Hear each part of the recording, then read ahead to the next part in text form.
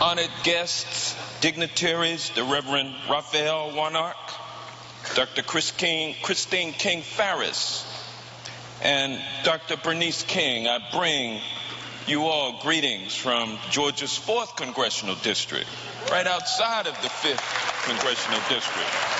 Not a bad place over there either. It's home to Stone Mountain and made famous in Dr. King's legendary "I Have a Dream" speech.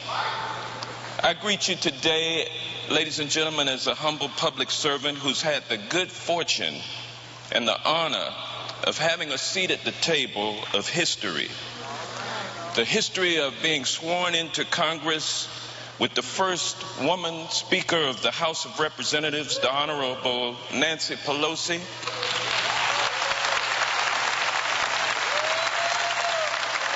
And I've had the honor of serving with this nation's first African-American president, Barack Obama.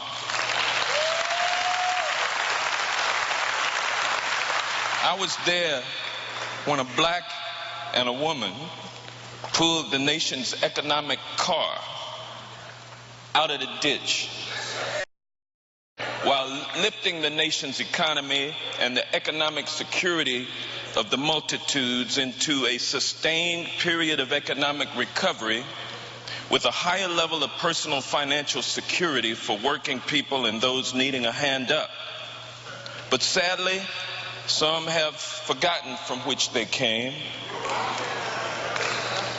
If you don't know that you're better off today than you were 8 years ago, then perhaps you will soon come to that reality.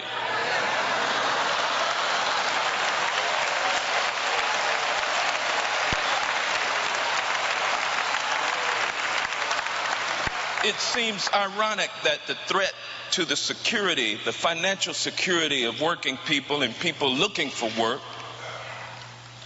this threat looms large as President Obama leaves office amid so much love, respect, and admiration from most Americans.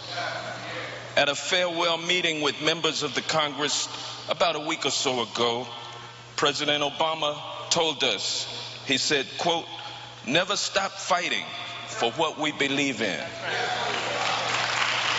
But it's not a fight that we must wage against a particular person or a particular political party. It's deeper than that. Ephesians 10 verse 12 identifies the force that people of goodwill are called upon to do battle with.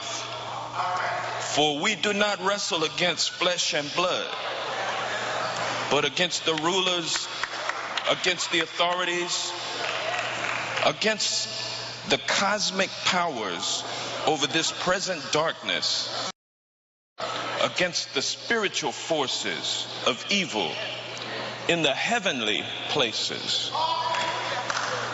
Where are those heavenly places? Do you have one within you?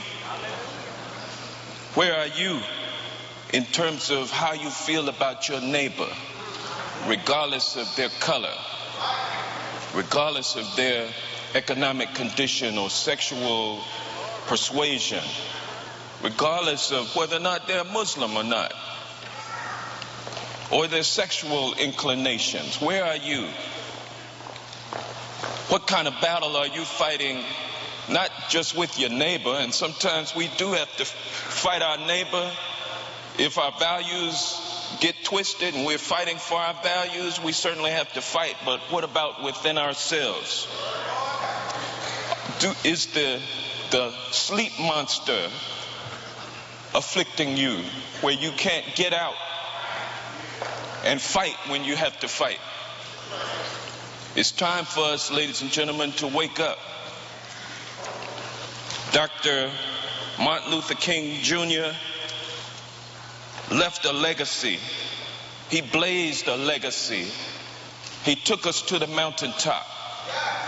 President Obama, enabled by that legacy, took us over one of the mountaintops that we face. It's always a mountaintop out there.